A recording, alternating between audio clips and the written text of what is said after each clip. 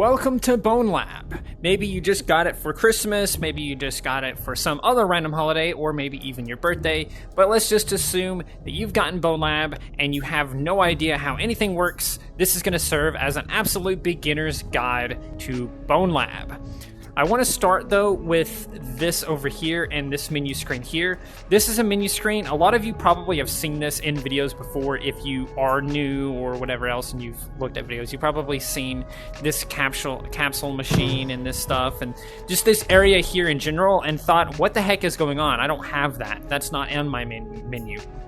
And the reason why is because this whole section is basically a main menu that you unlock at the very end of the game. Once you beat the very final level, this is just where you end up, and this just becomes your new main menu basically forever from there. What this is right here is a capsule machine that you can put in ammo into. Just throw it in there like so, and then just twist this, and you can get all kinds of gotcha balls, which actually unlock things for you to be able to spawn them in sandbox mode and things like that. So this is actually very helpful if you have anything to unlock.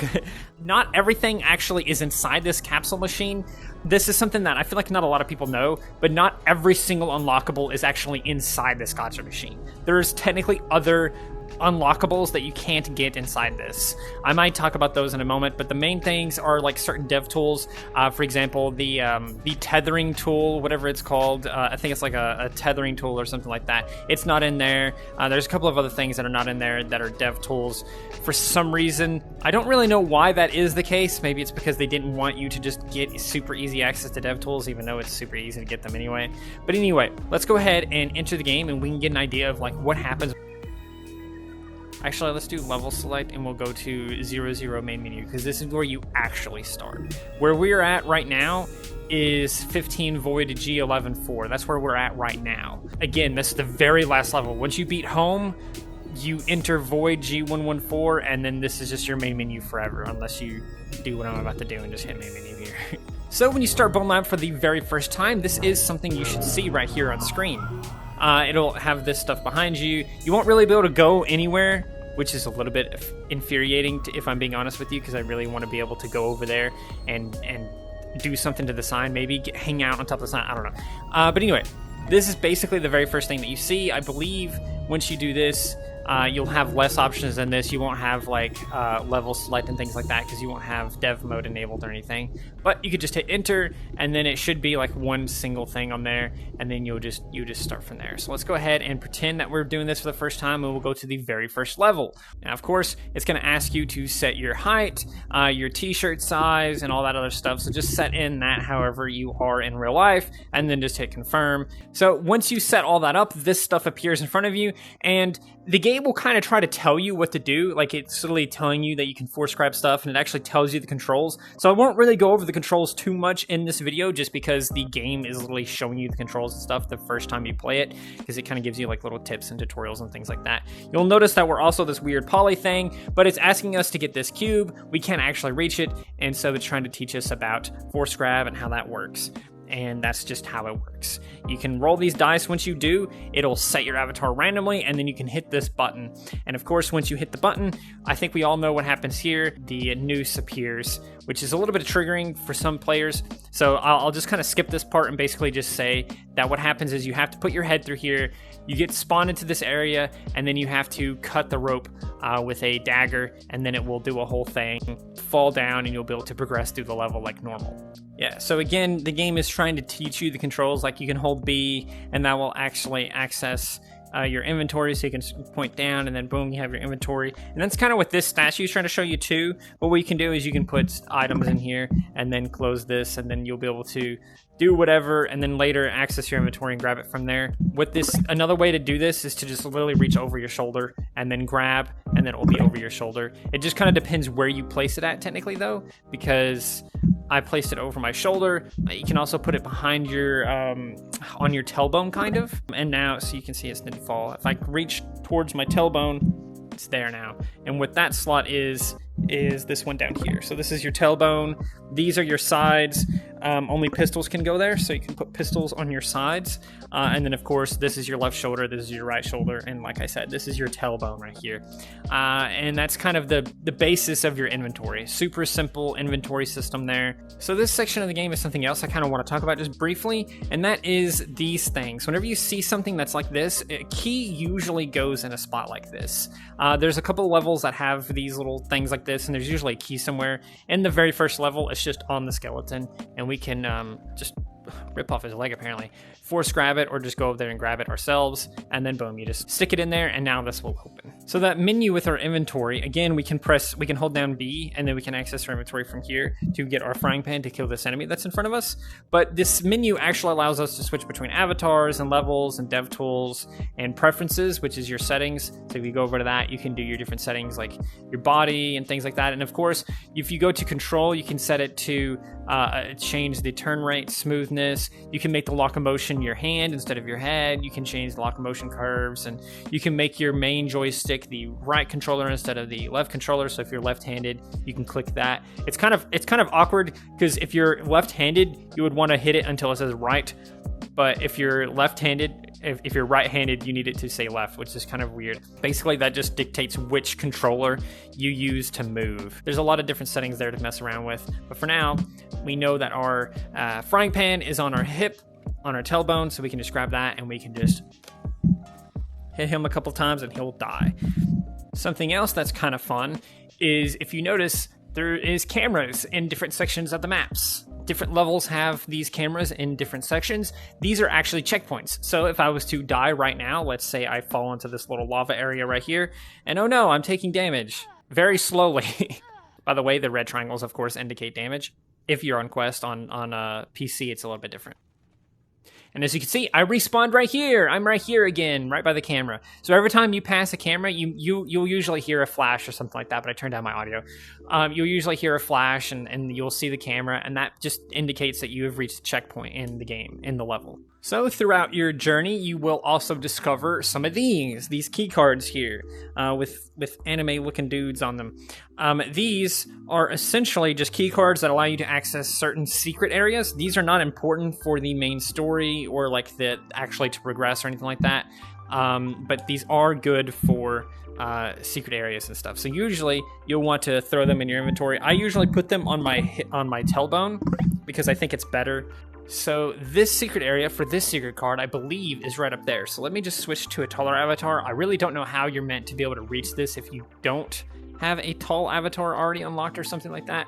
But this secret area is just right up here. So if I come up here, all right, after a series of very difficult attempts, honestly, I don't know how you're meant to get up here like normally. These little boxes that have a red dot on them. I'm sorry it's so dark. It's really hard to kind of see even for myself. But these are usually what you put a key card in, and it will usually unlock a door, and this gives you access to a new secret area. Sometimes there's gotcha balls in these, but of course we've kind of technically already unlocked all of them. So there's not really much else for us to find in these places. But there's usually lore and things like that in these locations, secret areas. So this gotcha ball right here that's inside this cabinet is very strange. I really don't know why it is. Maybe it's because it's trying to teach you about them or something. But no matter how many times you destroy this gotcha ball or open it up to unlock this crowbar, it will always be in here. Every single time you restart this level, it will always be inside this cabinet. Now, this could be an issue that I only have because I've never heard anyone else talk about it. But if you see this in here and you unlock it by pulling it apart or throwing it to the ground really hard, and then next time you play, it's in there again, don't freak out because you have it unlocked. It just for some reason always respawns in here. I don't really know why. But if you do finally get a gotcha ball, you can grab it with two hands and pull it apart. You can also throw it on the ground really hard and it will also unlock in that way. Guns are pretty obvious how they work as well. You pretty much just have to pick up ammo, and then it is a little bit less obvious, I suppose, but your ammo is for some reason like right here by your belly button. I really don't know why that is. It seems like a weird place for ammo, but essentially you just grab where your belly button is and act like you're grabbing your belly button, and then you can put it into a gun, and every gun pulls back differently, every gun cocks differently, and of course you can just shoot at enemies. I'm a bad shot, but I'm hitting them anyway. And again, enemies die in like 2 shots, so it doesn't matter anyway. Guns, weapons essentially are pointless. Enemies are extremely easy to kill, so it is what it is. All right, so a couple of things that are happening here is there's two different enemies here. One is crablets that love to jump and grab onto your face, kind of like face huggers in a way, or they're very Half-Life-esque. They just jump on your face and try to kill you, which they will do if you're not careful. For some reason, they have beef with these orange enemies, which are null bodies. For some reason, they don't like each other. I really don't know what the heck is going on there. I guess they're trying to convert them or whatever. But these are just regular humanoid enemies that are very, don't know how to walk, I guess. They're really easy to kill. That thing is to jump on my face. But now they don't care about me. They only care about me now for some reason. But yeah, that's all that the orange guys do, is they just kind of come up to you and slap you. It's really annoying more than anything, to be honest with you. But that's the two basic enemies that you'll see throughout most of the game. Most of the time, you could just walk right past enemies. Other times, you'll have to kill them to access an area. Again, enemies always just have beef with each other for some reason. It's kind of, I don't really know why. I'm not super adept with the story or whatever. But these guys will actually shoot you if they see you. Obviously, he doesn't see me because he's focused on these other guys. But if they see you, they will actually shoot. You cannot, and this is important too. When you kill them, you can't pick up their gun, which is really sad. So when you reach the hub for the first time ever, this is the second level that you ever entered, the first one being the one we were mostly in. These doors will actually be mostly closed, and you'll actually have to pry them open and then be able to enter this area. You should notice that all of these are closed, at least when you first play the game. All of these will be closed. These are the different dev tools. So this is a tool that allows you to fly around and things like that. You can also clip through walls if you enable it. So you press a button and then you can clip through walls and stuff. And this can be a fun way for you to quickly explore areas and do all kinds of things like that. There's also a balloon gun that just spawns spawns balloons. This avatar dice, which you saw at the beginning of the game. Of course, this weird thing that does stuff with gravity. A monkey for some reason, tape gun, and the constrainer that I was talking about before. Again, these things are all things that you have to, for some reason, you have to unlock them without the gacha machine. For some reason, you have to actually go out and find them. That's why most of these are still closed for me, because I haven't been, after the update when they reset all my progress, I haven't been bothered to go and get all the dev tools again. This is probably the first thing you're going to want to come up to. If you have mods, you will be able to access the different avatars that you have modded into the game from here.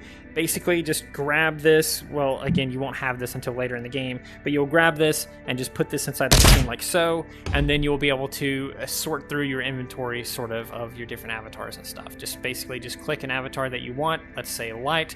We can put it in slot 4 and then confirm, and that will come off. And then if we go 1, 2, 3, 4, there it is. There's light. If I click on that, I'll turn it to light, which is who I am right now. That's kind of how this thing works. Now, if you don't have mods, you'll still have avatars here and stuff like that, but you just have to wait until you unlock them throughout the game. This will have all the dev info, or sorry, not the dev info, but just the info of the latest updates and things like that. This is the latest patch notes for the version that I'm on, and then different options and different info like that. So you can look at the campaign, how many of that you've done, tag trial, etc. You can look at all this other stuff and see which just general info is what you can see here. Now, the most important thing in this section of the game is this quarantine door over here, I guess, is probably the most important thing. When you first get here, this will be closed. It's closed for me right now because it's just closed by default every time you load the world.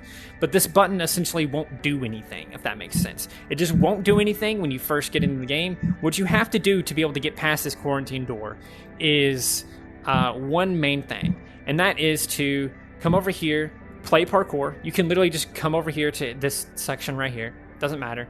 Come over here, click any of these. It doesn't matter which one, just click any of them, and then just leave. You can play it if you want to, but just leave afterwards, come back to the hub. There is a button that allows you to go to the hub on these different things. Once you do that, you will leave. You'll come back. You'll spawn over there, of course. You will come over here, and then you will go over to Arena, and you will do the same thing again. You will choose one of these. Again, it doesn't matter which one. You'll go to it, and then you will just leave. Again, you can play it if you want to, but just leave afterwards. Once you do that, you're done. You should be able to come back over here. These crates that are on top of all of these things, the parkour one, there's one on the arena as well. Those are what you need to keep in mind, but you want to come up here. This is the section you want to come up to. You want to come up these stairs just like this, and then there will be some batteries somewhere over here somewhere. Just stuff them inside here and turn this on. Make sure it's green or lit up or whatever. And then you can come over here and you get to play a crane game. Isn't that fun? light is way too short for this. You get to move this giant crane around. So if I move this over a little bit more, maybe like near over my head or something like that, you'll see what I'm talking about. So this is what we're moving around. You want to take this, of course, to the mods section. So you'll take this over here. It'll pick up one of these orange balls. They're in here right now. Oh, there's a... How have I not done that yet? Anyway, inside that crate will be one of these orange balls. Just pick it up with the crane and put it in here. On parkour, inside that crate, there will be an orange ball. Bring the crate over there and then move the ball over there. And of course, on arena back over there, it has one as well. Once you have all three of these on, you'll be able to access the quarantine door. You'll be able to go over there, press the button, and it will open, and you'll be able to progress to the next level, and so on. Later on in the game, towards the end of the game, you will get this big key right here.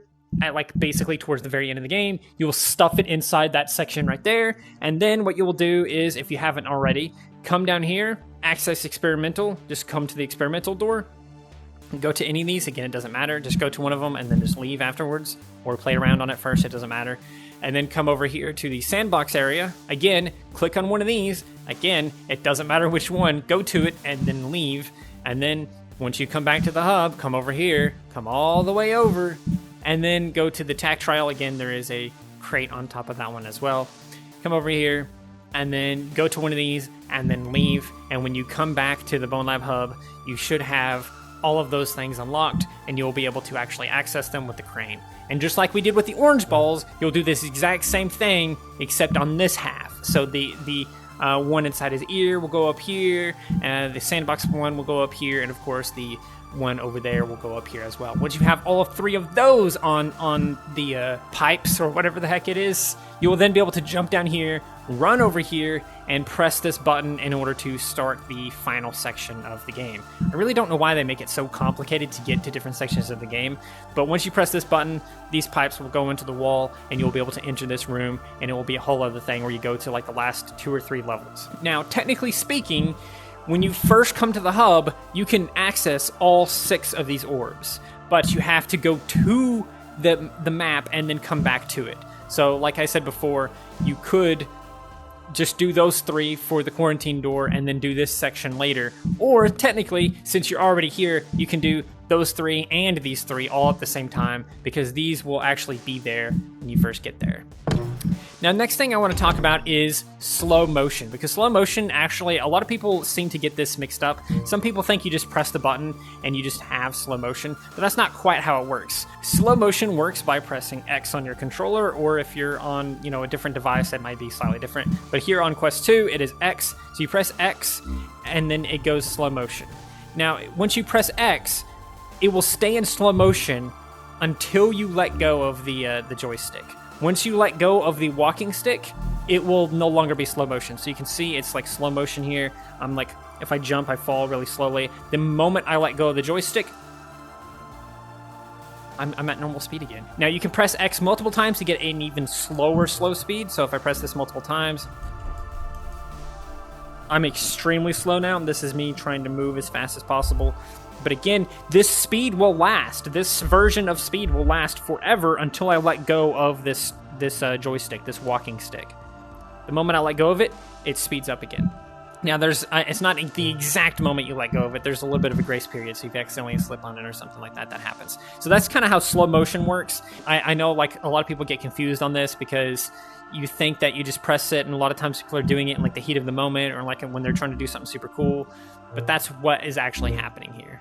One thing that you can do, I don't exactly know where to properly go for this, but I do know it used to be over here. So if you come over here and go to modded levels or to downloads, you hit I understand, accept the chaos. There you go. There you go.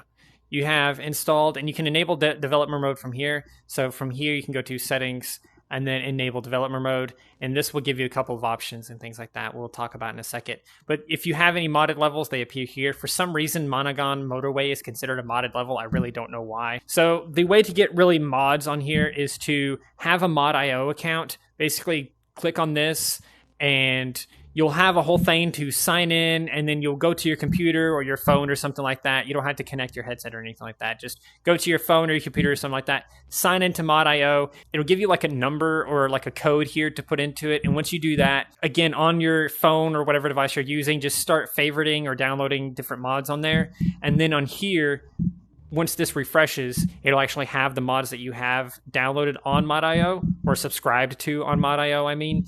And then you'll be able to hit download all, and it'll be able to download those and things like that. I don't have any right now because who cares? And of course, there's these like default ones and stuff like that, like these ones that are like approved mods, which is like Duck Season and Hover Junkers, which I believe are just avatars and stuff. So there's essentially just mods like that. That's how you can mod the game, essentially. Now you can come to this, or you can do it on the main menu on the final level or whatever, stuff like that. You can look at the ones you have installed, the ones you have downloaded, etc. So that's kind of just how all of that works. Now, once you do have dev mode enabled, whenever you press B on your controller to get this menu, you should have dev tools down here, which when you click on it, gives you a one of these Nimbus guns, which allows you to fly around. And it also gives you this spawn gun, which again, if you press B, you'll be able to go to utilities and spawn in things like the board gun or whatever else you have unlocked. It just depends what you have unlocked. We can spawn in Fords over there or something. It doesn't really matter, but we can spawn in all kinds of things. And if we press Y on this controller, now we can start deleting things.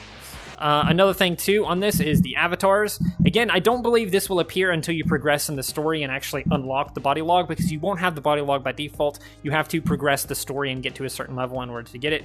But once you do, you can click on that and it will have all the avatars you have installed on the headset. So levels are also in here. If you click on that, it will actually show you the list of different levels and places. So we have Magma Gate and Moon Base and Sprint Bridge and things like that. You have to get to, I believe, Big Anomaly B right here, 12, level 12, before you actually get the body log. And this should be sorted by alphabetical order. I believe it puts these first, like the actual main game levels first, and then you start seeing them in alphabetical order. So if you have modded levels, they will probably be, you know, after the main levels. So if you don't see it on here, it might just take a second to find them. But that's kind of how all of that works. So that's kind of the modding and the dev tools and things like that that you will see people use sometimes.